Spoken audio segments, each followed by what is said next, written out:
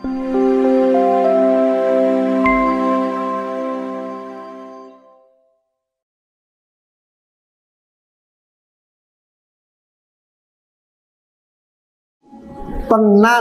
buktekno nek kowe ora ngandel.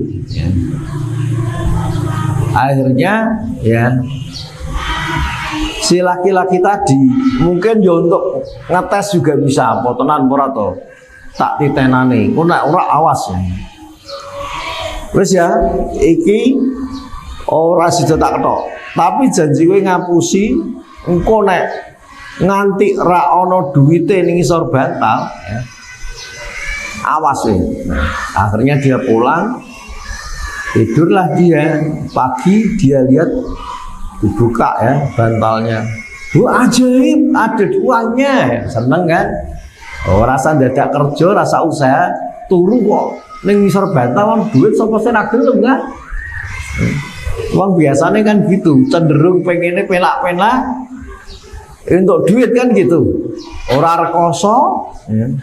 Maka banyak orang tertipu itu karena wong ora pengen rekoso tapi untuk duit. Penggandaan uang itu karena apa? Ya karena itu tadi pengen enak tapi ora pengen rekoso, ora pengen usaha, bisa untuk duit. Maka dibukalah bantal itu. Ada uangnya. Kemudian hari lainnya ya pagi hari lainnya dibuka lagi. Ada. Oh, berarti ini alhamdulillah ono ya. Kemudian hari ketiga dibuka ada lagi ya. Terus hari keempat buka ijono ora buka. Wah, malah zong ora ono. Awas jika aku dihapusi dikei mung 3 dina tok ya. Akhirnya berangkatlah dia dengan amarah ya untuk menebang pohon. Dicegat lagi oleh kemarin yang nyegat itu. Pak, mau kemana? Mau nebang pohon ini. Lu kok mau nebang kenapa? Kowe ngapusi jare anggere esuk ana duwite, iki tak esuk mau tak buka ora ana duwite. Pokoke tak ketok. Ora iso. Kowe nek pengen tetep ngetok kene gelut sih. Akhirnya ya mereka berkelahi dan laki-laki yang akan menebang tadi dapat dikalahkan ya. Kemudian dia bertanya, loh aku ini iso ngalahke kowe, saiki kok aku kalah ya. Ingatlah bahwa kemarin kamu itu dapat mengalahkanku dengan mudah itu karena kamu ikhlas.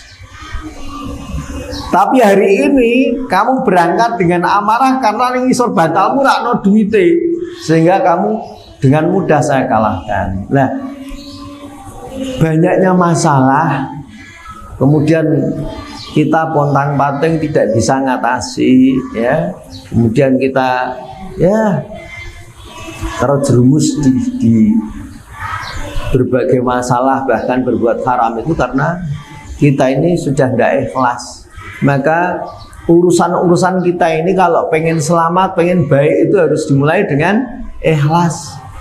Berkeluarga itu kalau pengen baik, ya keluarganya baik, dapat pahala di sisi Allah itu ya harus ikhlas. Ya. Karena orang ikhlas itu dengan mudah dapat menerima kekurangan. Tapi nah, orang tidak ikhlas itu ya salah sedikit jadi masalah. Ibu-ibu itu dengan ikhlas itu insya Allah lebih mudah bisa menerima kekurangan pasangannya. Suami juga begitu, kalau dia ikhlas dia akan dengan mudah bisa memaafkan kekurangan-kekurangan pasangannya. Dia dengan ikhlas ya mau berkorban untuk keluarganya kalau dimulai dengan keikhlasan tadi. Kalau tidak ada keikhlasan ya sudah ruwet sudah ya. Kemudian kita lanjutkan menjaga amalan hati dan ikhlas. Kemudian cinta ya, takut, harap, maksudnya cinta, takut, penuh pengharapan itu kepada Allah Ta'ala ya. Jadi orang itu ya, dia dalam beribadah dia itu harus dengan penuh cinta ya.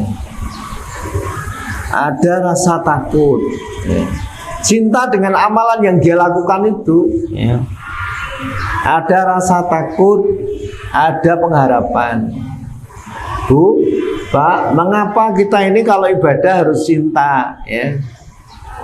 Kalau tidak ada cinta, ibadah itu rasanya hambar, tidak manis, ya. Kita bisa menikmati ibadah itu kalau ada cinta.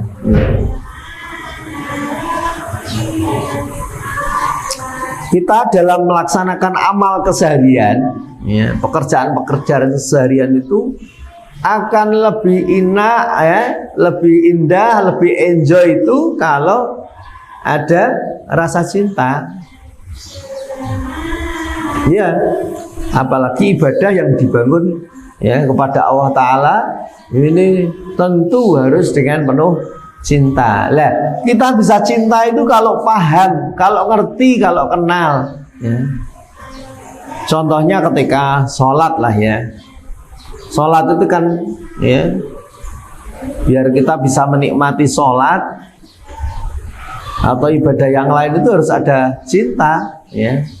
Di samping rasa takut dan pengharapan harus ada cinta, harus menghadirkan cinta di situ, ya. Nah, untuk dapat cinta itu harus ngerti, harus paham, ya. Mengapa kok kita tidak ada sholat, diperintahkan sholat, mengapa harus puasa Ramadan? Coba, kalau kita tidak paham itu, kita tidak akan bisa menikmati ibadah itu, ya. Jadi Allah itu memerintahkan kita dengan kewajiban-kewajiban itu karena Allah muliakan kita. Karena Allah pengen membersihkan diri kita. Karena Allah pengen memantaskan kita agar kita bisa menempati tempat mulia, ya, yakni surganya Allah Ta'ala. Kalau kita paham ini, insya Allah kita ibadah itu jadi lebih nikmat, ya. Kemudian amalan hati lainnya adalah tawakal, yakni menyerahkan sepenuhnya kepada Allah Ta'ala, menyandarkan, menggantungkan, ya, urusan-urusan kita kepada Allah Ta'ala. Kemudian juga membangun rasa sabar, ridho, ya, tunduk dan patuh kepada Allah Ta'ala, ya. Jadi kita itu harus menjaga, memperbaiki amalan hati kita, yakni ikhlas, cinta, takut, ya, pengharapan atau harap, tawakal, sabar, ridho, juga tunduk dan patuh kepada Allah Ta'ala. Ini amalan hati yang wajib kita jaga, kita rawat, ya. Mengapa kok kita jaga, kita perbaiki, kita rawat? Ya memang namanya, ya, sebuah amalan, ya, itu tetap harus dijaga. Kita itu kalau punya sesuatu yang sangat berharga, itu kan lain jogo tenanan. Nah, amalan-amalan hati ini sangat penting, sangat berharga, ya. Karena amalan hati ini jauh lebih penting, jauh lebih utama daripada amalan lahir yang kita lakukan. Maka amalan-amalan hati itu tadi kita jaga dengan sungguh-sungguh, ya. Karena amalan lahir itu sebenarnya adalah pantulan atau cerminan hati. Kalau hatinya bersih, hatinya bagus, ya, dia akan menampilkan amalan yang bagus pula, ya. Sebaliknya, ya, kalau hatinya rusak, hatinya kotor, maka akan mencerminkan amalan yang kotor, perkataan yang kotor, perkataan yang rusak, ya. Maka penting sekali kita menjaga amalan-amalan hati. Kemudian yang selanjutnya yang keberapa, Bu? Yang kedua, ya, usaha untuk menjaga mendapatkan kebersihan jiwa adalah menunaikan sholat, ya. Menunaikan sholat. Sholat ini adalah realisasi tauhid yang paling utama, ya. Jadi sholat ini bapak-bapak ibu-ibu merupakan bentuk tauhid yang paling utama, pembuktian tauhid yang paling utama. Sebab sholat itu dapat mensucikan jiwa dari segala kotoran dan dosa serta maksiat. Rasulullah SAW menjelaskan dalam satu sabdanya, ara'aitum law anna nahran bibabi ahadikum yaghtasilu minhu kulla yaumin khamsa marratin hal yabqa min daranihi syai'. Qalu la yabqa min daranihi syai'. Qala fadzalika masalus shalawatil khamsi yamhullahu bihinnal khotoya. Ara'aitum, bagaimana menurut kalian, lau anna nahron, seandainya ada sebuah sungai yang bersih, ya, bibabi ahadikum, di depan pintu rumah kalian, yaltasilu minhu kulla yaumin, yang kamu di situ mandi setiap hari, khamsa marratin, 5 kali dalam sehari, ya.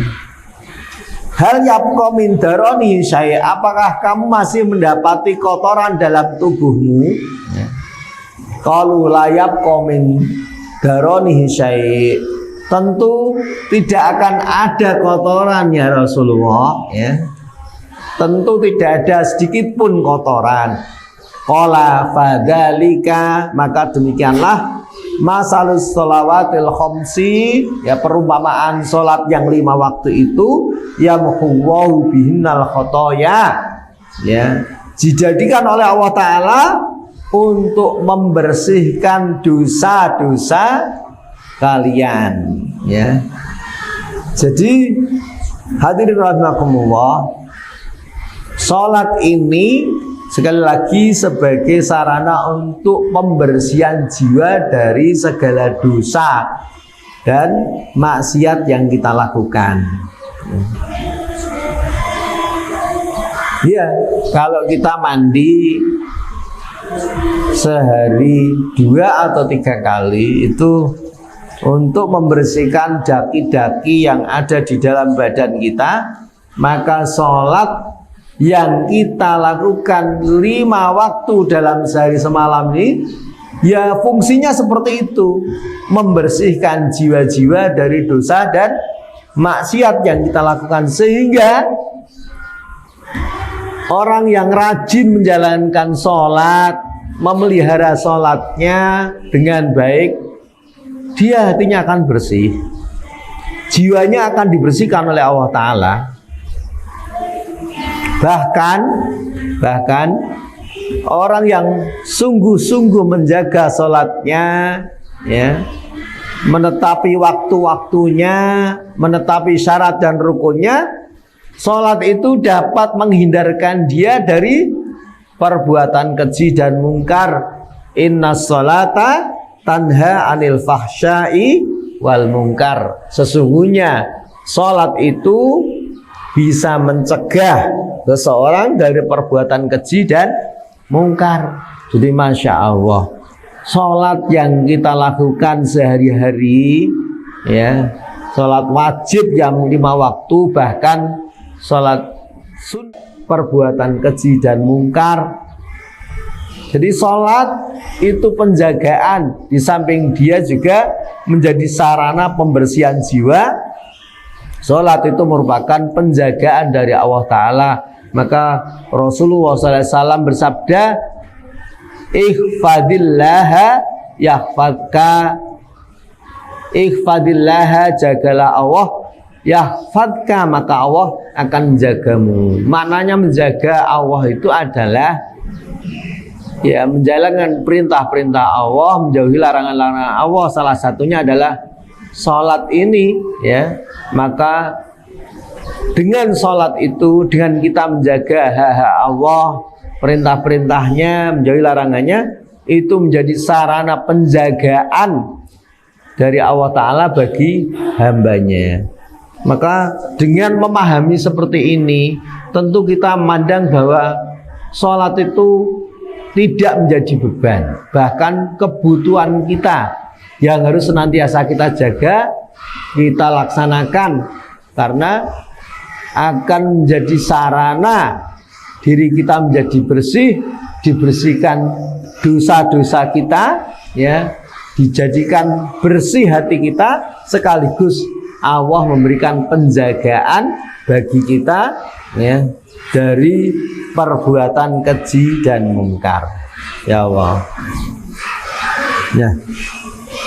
Itu, ya. Kemudian yang ketiga, sarana untuk mensucikan jiwa adalah melaksanakan perintah dan menjauhi segala larangan Allah Ta'ala. Berusaha melaksanakan perintah dan menjauhi larangan-larangan Allah Ta'ala. Salah satunya adalah dengan menjaga pandangan, ya. Di dalam surat An-Nur ayat 30. A'udzubillahi minasyaitonirrajim. Kullil mu'minina yaghudduna, kullil mu'minina yaghuddu min absarihim wa yahfadhu furujahum dzalika azka lahum innallaha khabirum bima yasnaun. Kullil mu'minin, katakanlah kepada orang-orang yang beriman, yaghuddu min absarihim, agar mereka menahan pandangannya, wa yahfadhu furujahum, dan hendaklah mereka memelihara kemaluannya. Dzalika azka lahum, ya. Dan demikian itu adalah lebih suci bagi mereka.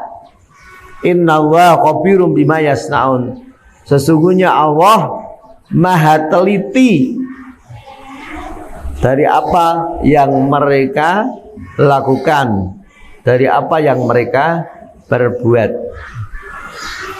Coba saya bacakan ayat selanjutnya.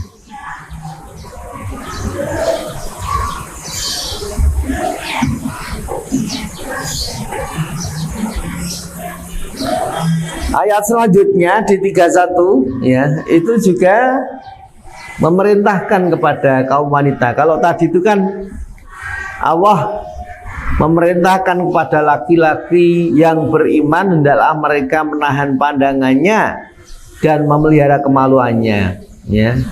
Dengan itu dia menjadi lebih suci, ya. Kemudian di ayat selanjutnya Allah juga memerintahkan, wa kullil mu'minati yaghdudna min absarihinna wa yahfadna furujahunna. Perintahnya sama ini, ya. Dan katakanlah kepada para wanita yang beriman, yaghdudna min absarihinna, agar mereka menahan pandangan-pandangan mereka, wa yahfadna furujahunna, dan agar mereka memelihara kemaluannya. Masya Allah. Jadi menjaga pandangan dari yang haram itu menjadikan Allah, ya, itu menjadikan Allah memberikan perlindungan kepada kita, ya, dari perbuatan keji. Jadi kalau kita ini pengen menghindari perbuatan keji, ya. Perbuatan keji di sini adalah zina, ya. Zina. Itu dimulai dari menahan pandangan, mengendalikan pandangan, tidak meliarkan pandangan. Jadi Masya Allah, Allah itu sayang sama kita agar kita ini tidak menjadi orang yang hina, jatuh dalam perbuatan yang memalukan. Ya, ini perbuatan zina yang malunya itu seumur hidup, ya. Itu dengan cara apa? Diawali dari menjaga pandangan, mengendalikan pandangan. Maka ayat selanjutnya adalah yang demikian itu adalah lebih suci bagi mereka. Masya Allah. Kalau kita pengen terjaga kesucian kita, ya, itu caranya adalah menghindari pandangan yang haram, ya. Para lelaki, ya, ini dengan adanya HP ini luar biasa fitnahnya, ya, godaannya semakin besar. Kalau dulu hanya TV, sekarang HP lebih mudah untuk mengakses semua yang diinginkan, ya.